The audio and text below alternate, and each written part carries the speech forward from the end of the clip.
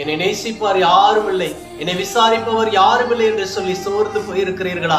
இந்த வார்த்தையை கேட்டுக்கொண்டிருக்கிற சகோதரனே, சகோதரியே, உன்னை நேசிக்கிற ஒருவர் இருக்கிறார், உன்னை விசாரிக்கிற ஒருவர் இருக்கிறார், உன்னை விட்டு கொடுக்காதவர் இருக்கிறார். நீ நம்பினவர்கள் எல்லாம் நட்டாத்திலே கைவிட்டு சென்றாலும் இயேசு உன்னை கைவிடுவதில்லை, அவர் உன்னை விட்டு விலகுவதில்லை. எரேமியா தீர்க்க தரிசன புஸ்தகம் 31வது அதிகாரம் 3வது வசனம் இப்படியாய் சொல்லுகிறது, இதோ அநாதி சிநேகத்தால உன்னை சிநேகித்தேன், காருண்யத்தால உன்னை இழுத்துக் கொண்டேன் என்று கர்த்தருடைய வார்த்தை சொல்லுகிறது.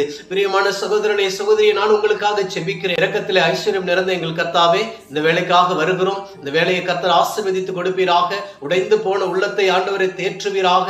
ஆண்டவரே ஸ்தோத்திரம், நல்ல பாத்திரமாய் வணைந்து கொள்ளுவீராக. கல்வாரி சிலுவையில ரத்தம் சிந்திருக்கிறீர், அநாதி சிநேகத்தால் சிநேகித்தீர், காருண்யத்தால் இழுத்து கொண்டீர் என்று இருக்கிறது. கர்த்தர் தாமே அப்படி ஆசீர்வதிங்க. இயேசுவின் நாமத்தில் பிதாவே, ஆமென். யாரும் என்னை நேசிக்க இல்லைன்னு வருத்தப்படாதீங்க.